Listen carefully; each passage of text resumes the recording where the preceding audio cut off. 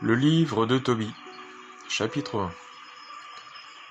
Voici l'histoire de Tobit, fils de Tobiel, fils d'Adaniel, fils d'Adouel, fils de Gabaël, fils de Raphaël, fils de Raguel, de la descendance d'Aziel, de la tribu de Nephtali.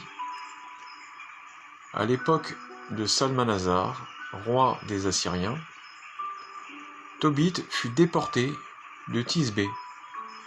Cette ville se trouve au sud de Kadès de Nephtali, en Haute-Galilée, à l'est de Hassor, au-delà de la route qui conduit à l'ouest, au nord de Phogor. Moi, Tobit, j'ai marché dans les voies de la vérité, et j'ai fait ce qui est juste tous les jours de ma vie. J'ai fait beaucoup d'aumônes à mes frères et aux gens de ma nation, qui avaient été emmenés captifs avec moi au pays des Assyriens, à Ninive.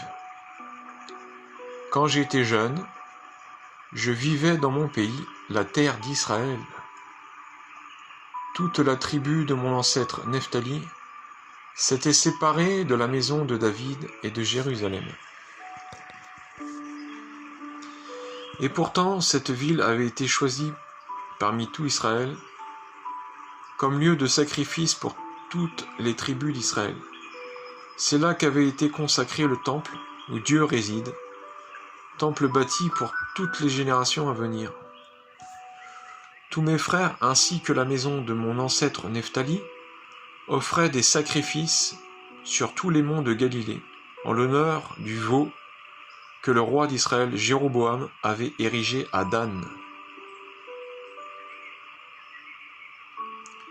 Quant à moi, j'étais le seul à me rendre souvent à Jérusalem pour les fêtes, selon ce qui est écrit pour tout Israël dans une ordonnance perpétuelle. J'accourais à Jérusalem apportant les prémices, les premiers-nés, les dîmes des troupeaux et les premières tontes des brebis.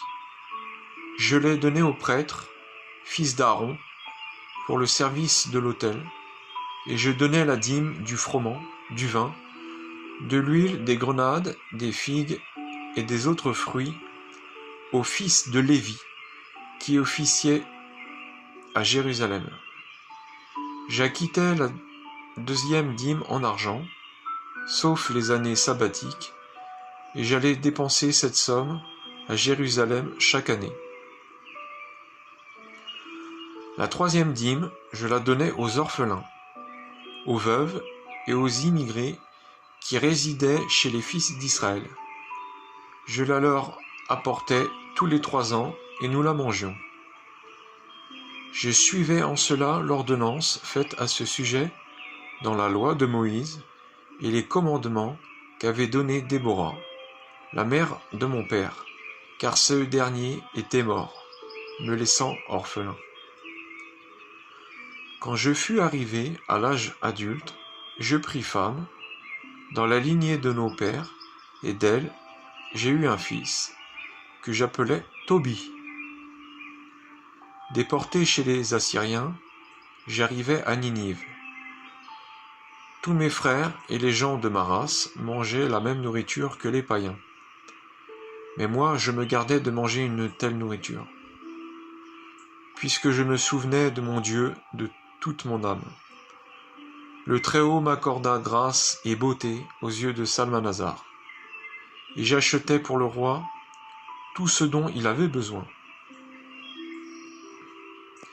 Je me rendais en Médie, où, jusqu'à sa mort, je fis des achats pour lui.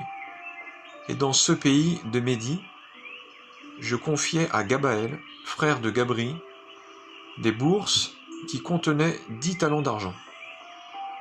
Quand Salmanasar fut mort et que Sennachérib, son fils, lui succéda, les routes de Médie furent bloquées et je ne pus continuer à me rendre en Médie. À l'époque de Salmanasar, je faisais beaucoup d'aumônes à mes frères de ma race. Je donnais mon pain à ceux qui avaient faim et des vêtements à ceux qui étaient nus. Si je voyais le cadavre de quelqu'un de ma nation, jeté derrière le rempart de Ninive, je l'enterrais. De même, j'enterrais tous ceux que tua Sennachérib.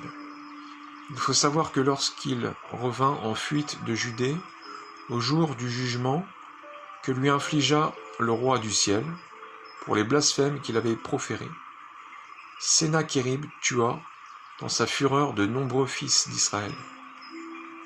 Je dérobai leurs corps et je les enterrai.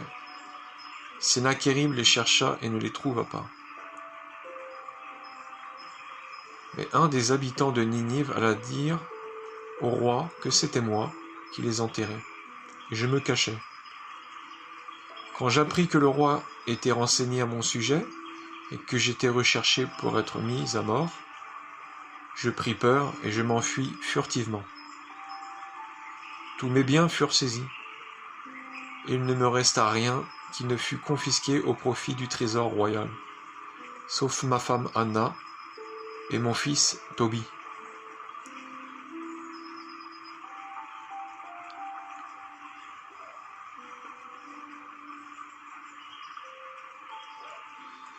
Moins de 40 jours plus tard, Sennachérib fut assassiné par 2 de ses fils, qui s'enfuirent au mont Ararat, et son fils Azar-Adon lui succéda. Il plaça Aïkar, fils de mon frère Anaël, à la tête de toutes les finances de son royaume. Et celui-ci eut donc la haute main sur toute l'administration. Alors Aïkar intervint en ma faveur, et je revins à Ninive. Aïkar, en effet, avait été grand échanson, garde du sceau, chef de l'administration et des finances sous Sennachérib, roi des Assyriens, et Azar-Adon l'avait reconduit dans ses fonctions. Or il était de ma famille, c'était mon neveu.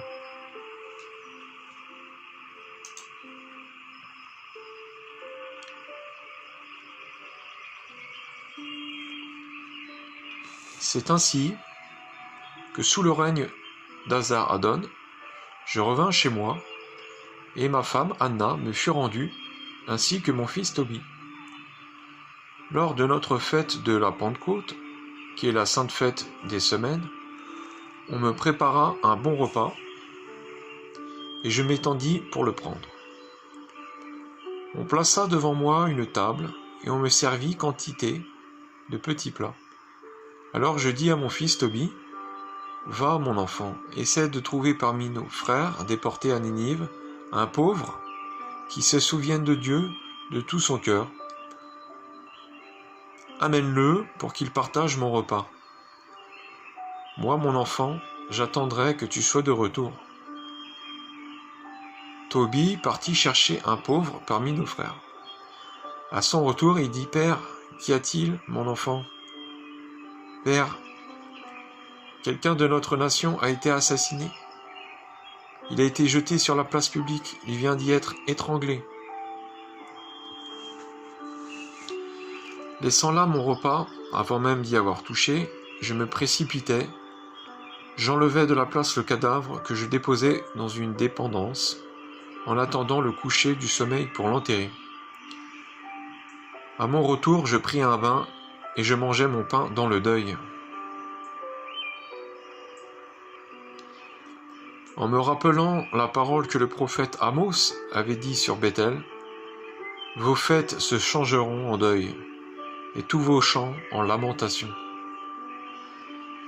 Et je me mis à pleurer. Puis quand le soleil fut couché, je partis creuser une tombe pour enterrer le mort. Mes voisins se moquaient de moi. « N'a-t-il donc plus peur ?» disait-il. « On l'a déjà recherché pour le tuer à cause de cette manière d'agir. Il a dû s'enfuir, et voilà qu'il recommence à enterrer les morts. » Cette nuit-là, je pris un bain, puis j'entrai dans la cour de ma maison, et je m'étendis contre le mur de la cour, le visage découvert à cause de la chaleur.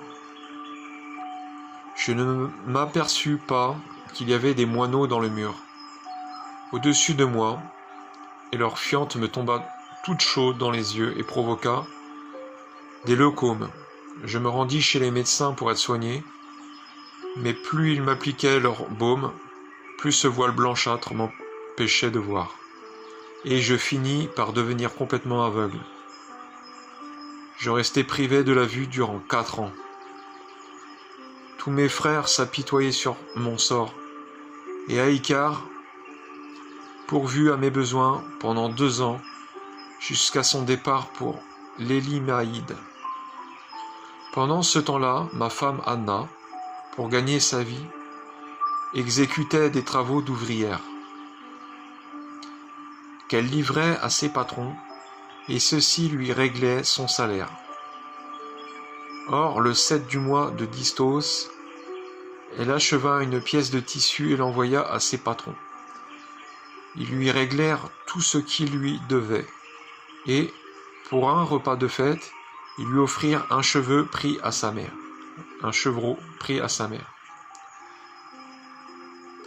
Arrivé chez moi, le chevreau se mit à bêler.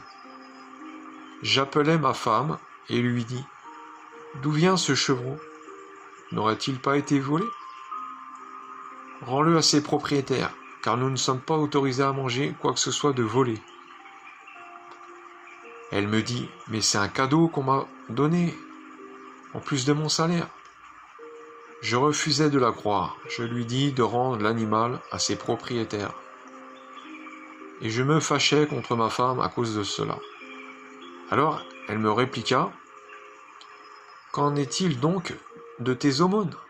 Qu'en est-il de tes bonnes œuvres ? On voit bien maintenant ce qu'elles signifient. »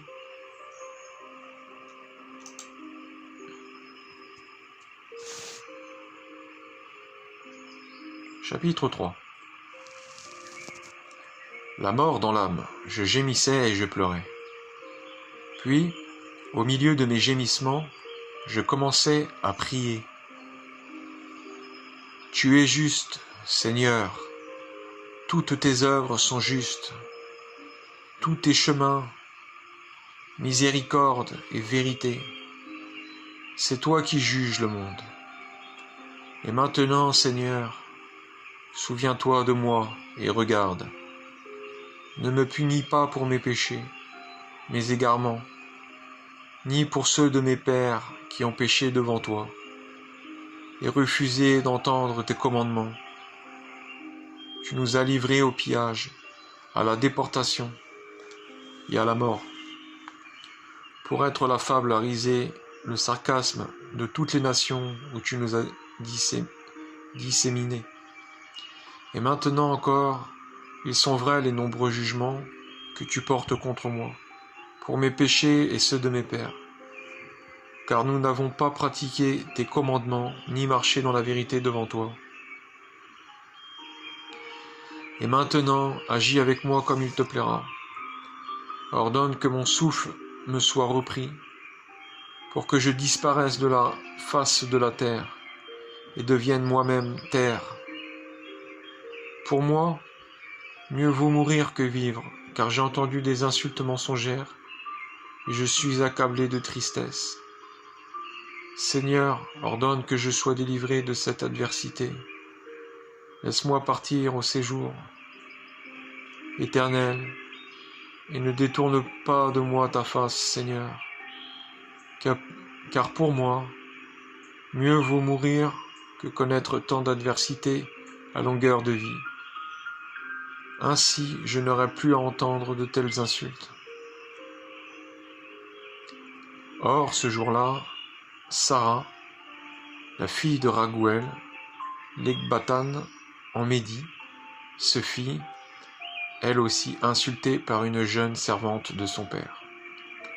Elle avait été mariée 7 fois, et Asmodée, le pire des démons, tuait les maris avant qu'ils ne se soient rapprochés d'elle. Donc la servante dit à Sarah : « C'est toi qui as tué tes maris.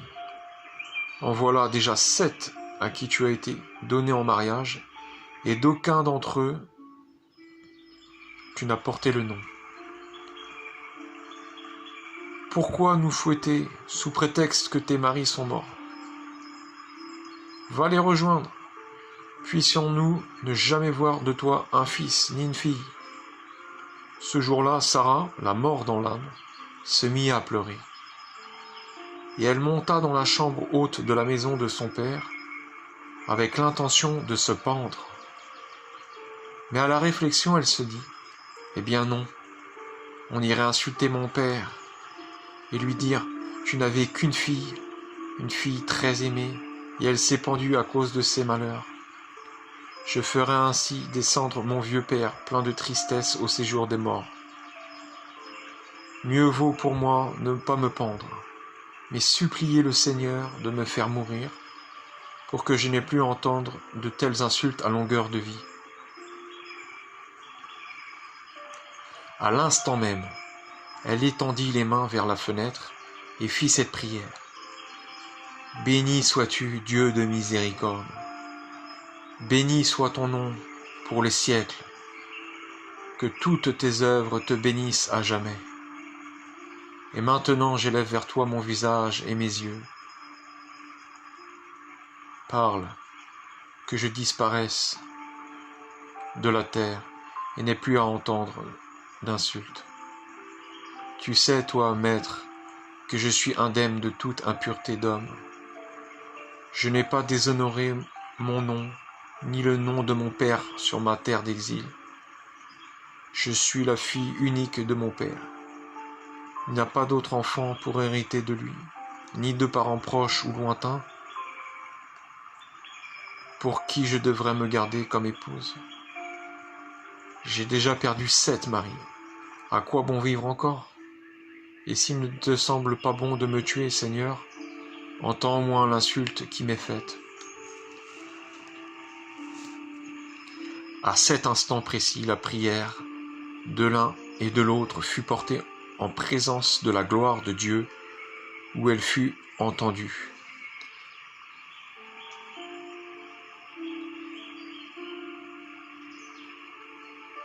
Et Raphaël fut envoyé pour les guérir tous deux, à Tobit pour enlever le voile blanchâtre qui couvrait ses yeux, afin que de ses yeux il voie la lumière de Dieu, et à Sarah, fille de Raguël, pour la donner en mariage à Tobie, fils de Tobit, et expulser d'elle Asmodée, le pire des démons. En effet, c'est à Tobie que revenait le droit de l'épouser, plutôt qu'à tous ses prétendants.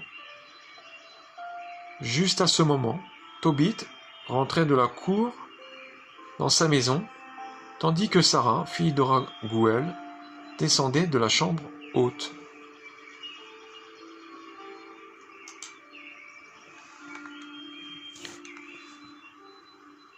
Chapitre 4. Ce jour-là, Tobit se souvint de l'argent qu'il avait mis en dépôt chez Gabaël, à Raguès de Médie. Il se dit en lui-même, « Voici que j'ai réclamé la mort. Ne devrais-je pas appeler mon fils Tobie et lui parler de cet argent avant de mourir ?» Il appela son fils Tobie, qui vint à lui. Tobit lui dit, « Mon enfant, quand je mourrai, enterre-moi dignement. Honore ta mère, ne l'abandonne pas aussi longtemps qu'elle vivra. Fais ce qui lui est agréable et ne l'attriste en rien. Souviens-toi, mon enfant, de tous les risques qu'elle a courus pour toi quand tu étais dans son sein. Quand elle mourra, enterre-la auprès de moi, dans le même tombeau. Chaque jour, mon enfant, souviens-toi du Seigneur. Garde-toi de pécher et de transgresser ses commandements. Fais ce qui est juste tous les jours de ta vie et ne marche pas dans les voies de l'injuste. Car ceux qui agissent selon la vérité réussiront dans leurs entreprises. À tous ceux qui pratiquent la justice, fais l'aumône avec les biens qui t'appartiennent. ne détourne ton visage d'aucun pauvre, et le visage de Dieu ne se détournera pas de toi. Mon fils, agis suivant ce que tu as. Si tu es dans l'abondance, donne davantage. Mais si tu as peu, donne selon le peu que tu as. Quand tu fais l'aumône, mon fils, n'aie aucun doute. Tu te constitues un beau trésor pour les jours de détresse. Car l'aumône délivre de la mort et empêche d'aller dans les ténèbres. Pour tous ceux qui la pratiquent, elle est une bonne offrande devant le Dieu très haut. Mon fils, garde-toi de toute union illégale, et tout d'abord prends femme dans la descendance de tes pères. Ne prends pas une étrangère, car nous sommes les fils des prophètes, de Noé qui fut le premier prophète, d'Abraham, d'Isaac, de Jacob, nos pères des origines. Souviens-toi, mon fils, ils ont tous pris femme dans le clan de leurs frères. Ils ont été bénis dans leurs fils, et leur descendance aura un héritage. Quant à toi, mon fils, aime tes frères, et ne jette pas un regard orgueilleux sur les filles de tes frères, car dans l'orgueil, il y a ruine et grand désordre, et dans une conduite indigne, abaissement et indigence extrême. C'est le début de la misère. Donne son salaire à quiconque aura travaillé pour toi. Paie-le aussitôt.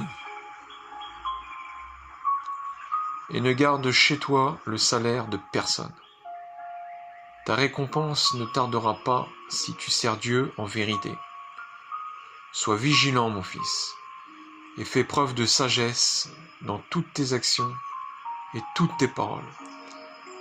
Ne fais à personne ce que tu détestes, et que cela n'entre dans ton cœur aucun jour de ta vie. Donne de ton pain aux affamés, et des vêtements à ceux qui sont nus. En outre, fais l'aumône de tout ton superflu. Mon fils, répands ton pain et ton vin sur la tombe des justes, et ne donne rien aux pécheurs. Prends conseil auprès d'un homme sage, et ne méprise aucun conseil utile. En toute occasion, bénis ton Dieu.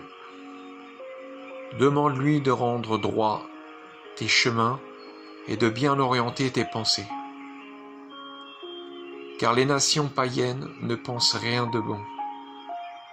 C'est le Seigneur qui donne le bon conseil. Le Seigneur abaisse qui il veut jusqu'au fond du séjour des morts. Ainsi donc, mon enfant, souviens-toi de ces commandements, et qu'ils ne s'effacent pas de ton cœur. À présent, mon enfant, je te signale que j'ai mis en dépôt 10 talents d'argent chez Gabaël, le frère de Gabri, à Raguès de Médie. Ne t'effraie pas, mon enfant, si nous sommes devenus pauvres. Tu as de grands biens si tu crains Dieu. Si tu fuis tout péché et si tu fais le bien devant le Seigneur ton Dieu.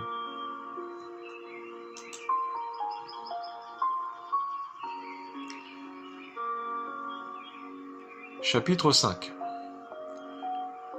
Tobie répondit à son père Tobit. « Père, je ferai tout ce que tu m'as commandé. Mais comment pourrais-je reprendre cet argent chez cet homme, alors que lui ne me connaît pas et que moi je ne le connais pas? Quel signe lui donner pour qu'il sache qui je suis, qu'il ait confiance en moi et me remette l'argent?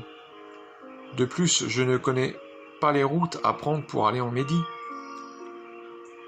Tobit répondit à son fils Tobie.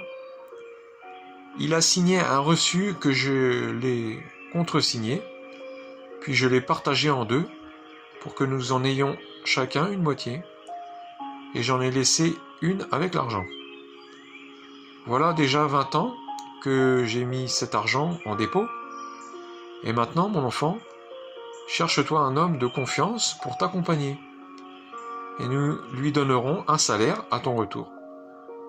Va reprendre cet argent chez Gabaël. » Tobie sortit chercher un homme qui connaisse la route, pour l'accompagner jusqu'en Médie. À peine sorti, il trouva l'ange Raphaël, debout devant lui, mais il ne savait pas que c'était un ange de Dieu. Il lui dit : « D'où es-tu, mon ami ? » L'autre répondit : « Je suis un fils d'Israël, un de tes frères, et je suis venu ici pour trouver du travail. » Tobie lui dit : « Connais-tu la route pour aller en Médie ? » « Oui, répondit Raphaël. J'étais souvent là-bas, et je connais tous les chemins par cœur. Durant mes nombreux séjours, je passais la nuit chez Gabaël, notre frère, qui habite à Raguès de Médie. Il faut 2 bonnes journées de marche pour aller d'Ecbatane à Raguès, car Raguès se trouve dans la montagne et Ecbatane au milieu de la plaine. Tobie lui dit : « Attends-moi, mon ami. Le temps que j'aille avertir mon père, j'ai besoin que tu viennes avec moi et je te donnerai un salaire. » « Soit, je reste là, répondit Raphaël, seulement ne tarde pas. » Tobie rentra chez lui avertir son père. « Tobit, voici, j'ai trouvé quelqu'un parmi nos frères, le fils d'Israël. » Et Tobit lui dit : « Fais venir cet homme, je désire savoir quel est son clan et sa tribu, et si on peut se fier à lui pour t'accompagner, mon enfant. » Alors Tobie sortit et l'appela. « Mon ami, lui dit-il, mon père te demande. » Il entra donc chez Tobit, qui le salua le premier, et lui répondit. « Grande joie pour toi, Tobit, lui répliqua. Quelle joie pourrais-je encore avoir ? Moi qui suis privé de l'usage de mes yeux, je ne vois même plus la lumière du ciel. Mais je suis plongé dans les ténèbres, comme les morts qui ne contemplent plus la lumière. Bien que vivant, me voici parmi les morts. J'entendis la voix des gens, mais eux, je ne les aperçois pas. » Raphaël lui dit : « Courage, Dieu ne tardera pas à te guérir. » Courage. Tobit lui dit alors : « Mon fils Tobie veut aller en Médie. Pourrais-tu l'accompagner et lui servir de guide ? Je te donnerai un salaire, mon frère. » « Oui, répondit Raphaël, je suis en mesure de l'accompagner. Je connais toutes les routes, car je suis allé souvent en Médie. J'en ai traversé toutes les plaines et toutes les montagnes. Toutes les routes me sont familières. » Tobit lui demanda : « Frère, de quelle famille es-tu et de quelle tribu ? Dis-le-moi, frère. »« Que t'importe ma tribu ? » repartit Raphaël. Tobit lui dit alors : « C'est que je veux savoir en vérité de qui tu es le fils et quel est ton nom, mon frère. » Raphaël déclara : « Je suis Azarias, fils d'Ananias le Grand, l'un de tes frères. » Alors Tobit lui dit : « Sois le bienvenu, frère. Salut à toi. Ne te froisse pas, frère, si j'ai voulu connaître la vérité sur ta famille. Il se trouve que tu es mon frère et que tu es de bonne famille. J'ai connu Ananias et Nathan, les 2 fils de Sémélias le Grand. Ils m'accompagnaient autrefois à Jérusalem pour y faire leurs adorations avec moi. Et ils ne sont pas tombés dans l'erreur. Tes frères sont des hommes de bien. Tu es de bonne souche. Entre et sois dans la joie. » Et il ajouta : « Je te donne comme salaire 1 drachme par jour. Et pour tes frais de voyage, la même chose qu'à mon fils. Accompagne-le, j'ajouterai un supplément à ton salaire. » Raphaël répondit : « J'irai avec lui, n'aie aucune crainte. C'est en bonne santé que nous partons et que nous te reviendrons, car la route est sûre. » Tobit lui dit alors : « Sois béni, frère. » Il appela son fils et lui dit : « Mon enfant, prépare ce qu'il faut pour le voyage. et pars avec ton frère, que Dieu, lui, qui est au ciel, vous protège là-bas et vous ramène à moi en bonne santé. Et que son ange vous accompagne pour vous protéger, mon enfant. » Tobie sortit pour se mettre en route. Il embrassa son père et sa mère, et Tobie lui dit « Va, porte-toi bien. » Mais sa mère fondit en larmes et dit à Tobit « Pourquoi as-tu fait partir mon enfant? N'est-il pas le bâton de nos mains, tant qu'il demeure avec nous? Pourquoi vouloir de l'argent et encore de l'argent? Cela ne vaut rien en comparaison de notre fils. Ce que le Seigneur nous avait donné pour vivre nous suffisait bien. » Tobit lui répondit « Ne te fais pas de soucis. C'est en bonne santé que notre enfant va partir et qu'il nous reviendra. Tes yeux verront le jour où il te sera rendu bien portant. Ne t'inquiète pas, n'aie pas de crainte pour eux, ma sœur. Un bon ange l'accompagnera. Son voyage réussira et il reviendra sain et sauf. » Mais elle continua de pleurer en silence.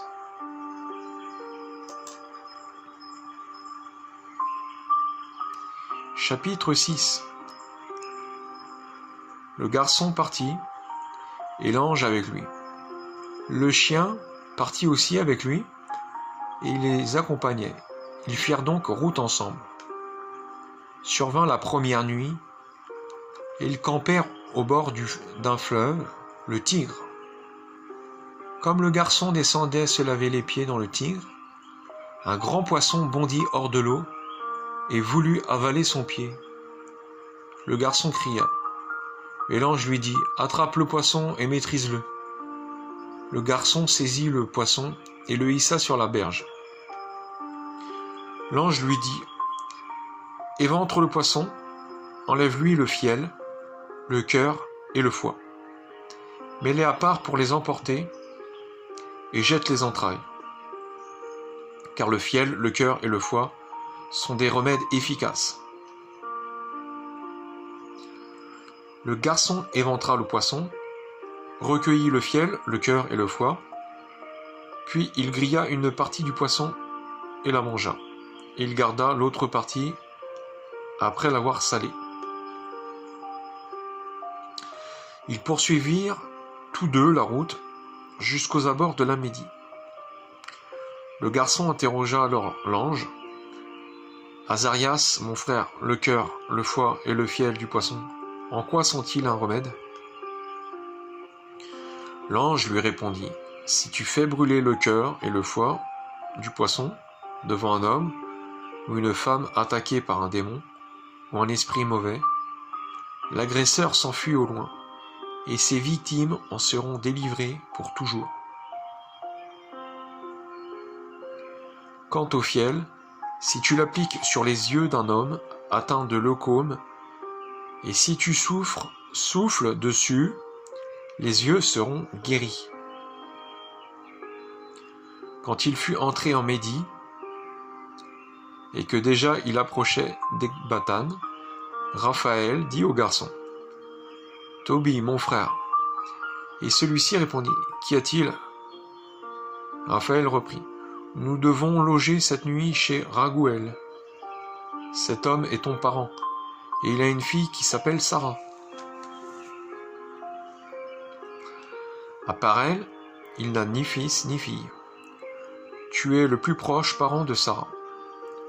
C'est à toi qu'elle revint en priorité, et tu as aussi le droit d'hériter de la fortune de son père. D'ailleurs, c'est une jeune fille intelligente, courageuse et très belle, et son père est un homme de bien. » Il ajouta, « C'est ton droit de l'épouser. Écoute-moi bien, mon frère. Cette nuit, je parlerai au père de la jeune fille pour qu'il t'accorde sa main. Et à notre retour de Raguès, nous célébrerons les noces. Je sais que Raguel ne peut te la refuser, ni la fiancer à un autre. Sinon, il encourait la mort selon le décret du livre de Moïse. Car il sait que sa fille te revient, de préférence, à tout autre. Ainsi donc, écoute-moi bien, mon frère. Dès cette nuit, nous aurons un entretien au sujet de cette jeune fille, et nous conviendrons du mariage. Quand nous quitterons Raguès, nous la prendrons avec nous, et nous l'emmènerons chez toi. » Tobie répondit à Raphaël. « Azarias, mon frère, j'ai entendu dire qu'elle a déjà eu 7 maris, et qu'ils sont morts dans leur chambre nuptiale. Ils ont succombé la nuit même où ils voulaient s'approcher d'elle. J'ai même entendu dire qu'un démon les tuait. Voilà pourquoi j'ai peur. Car ce n'est pas elle que le démon attaque, mais il tue quiconque veut s'approcher d'elle. Or, je suis le fils unique de mon père, et si je venais à mourir, je causerais à mon père et à ma mère un chagrin qui les conduirait dans la tombe. Et ils n'ont pas d'autre fils que moi pour les enterrer. » Raphaël lui répondit. « As-tu oublié les instructions de ton père, qui t'a commandé de prendre femme dans son clan? Et maintenant écoute bien, mon frère, ne t'inquiète pas au sujet de ce démon, et prends Sarah comme épouse, car je sais que cette nuit même, elle te sera accordée. Mais quand tu entreras dans la chambre nuptiale, prends le cœur du poisson et un peu de son foie. Dépose-les sur le brûle-parfum, et l'odeur s'en répandra. Dès que le démon l'aura senti, il prendra la fuite et il ne disparaîtra plus jamais d'auprès d'elle. Quand tu seras sur le point de t'unir à elle, levez-vous d'abord, tous les deux, priez et demandez au Seigneur du ciel de faire venir sur vous sa miséricorde et son salut. N'aie pas peur, car c'est à toi qu'elle a été destinée depuis toujours, et c'est toi qui la sauveras. Elle te suivra, et j'ai bien l'idée que tu auras d'elle des enfants, qui seront pour toi comme des frères. Ne t'inquiète pas. » En apprenant de Raphaël qu'il avait une parente dans son clan, il s'éprit d'elle passionnément et lui fut attaché de tout son cœur.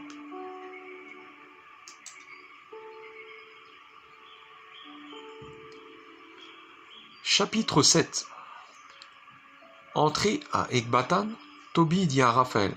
« Azarias, mon frère, conduis-moi tout droit chez notre frère Raguel. » Raphaël le conduisit donc chez Raguel. Ils le trouvèrent assis à l'entrée de la cour et le saluèrent les premiers. Il leur répondit, « Grande joie à vous, frères, soyez les bienvenus. » Et il les fit entrer dans sa maison. Et il dit à sa femme Edna, « Comme ce jeune homme ressemble à mon frère Tobit. » Edna les interrogea, « D'où êtes-vous, frère ?» Ils lui dirent, « Nous appartenons à la tribu des fils de Nephtali, déportés à Ninive. » « Connaissez-vous notre frère Tobit ?» demanda-t-elle. « Oui, nous le connaissons, » dirent-ils.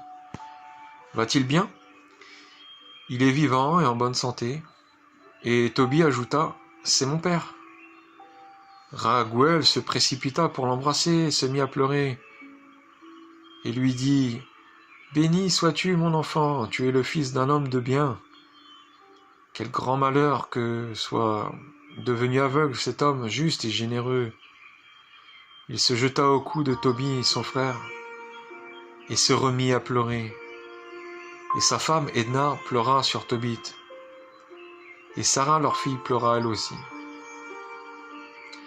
Raguel tua un bélier de son troupeau pour recevoir ses hôtes chaleureusement. Tobie et Raphaël prirent un bain, ils se lavèrent avant de prendre place pour le repas. Puis Tobie dit à Raphaël, « Azarias, mon frère, demande à Raguel de me donner en mariage Sarah, ma parente. » Raguel entendit ces mots et dit au jeune Tobie, « Cette nuit, mange, bois, prends du bon temps. Toi seul as le droit d'épouser ma fille, Sarah. Et moi-même, je n'ai pas le pouvoir de la donner à un autre homme, puisque tu es mon plus proche parent. Pourtant, je dois te dire la vérité, mon enfant. Je l'ai donné en mariage à 7 de nos frères, et ils sont morts la nuit même, au moment où ils allaient s'approcher d'elle. Mais à présent, mon enfant, mange et bois. Le Seigneur interviendra en votre faveur. Tobie répliqua, je ne mangerai ni ne boirai rien, tant que tu n'auras pas pris de décision à mon sujet. Raguël lui dit, soit, elle t'est donnée en mariage selon le décret du livre de Moïse. C'est un jugement du ciel qui te l'a accordé. Emmène donc ta sœur, car dès à présent, tu es son frère et elle est ta sœur. À partir d'aujourd'hui, elle t'est donnée pour toujours. Que le Seigneur du ciel veille sur vous cette nuit, mon enfant, et vous comble de sa miséricorde et sa paix. Raguël appela Sarah, qui vint vers lui. Il prit la main de sa fille et la confia à Tobie en disant, « Emmène-la conformément à la loi et au décret consigné dans le livre de Moïse. Elle t'est donnée pour femme. Prends-la et conduis-la en bonne santé chez ton père. Et que le Dieu du ciel vous guide dans la paix. » Puis il appela sa femme et lui dit d'apporter une feuille sur laquelle il écrivit l'acte de mariage, selon lequel il donnait Sarah à Tobie conformément au décret de la loi de Moïse. Après quoi, on commença à manger et à boire. Raguël s'adressa à sa femme Edna, « Va préparer la seconde chambre, ma sœur, et tu y conduiras notre fille. » Elle s'en alla préparer le lit dans la chambre, comme Raguël l'avait demandé. Il conduisit sa fille et pleura sur elle. Puis, elle essuya ses larmes et lui dit, « Confiance, ma fille, que le Seigneur du ciel change ta douleur en joie. Confiance, ma fille. » Puis elle se retira.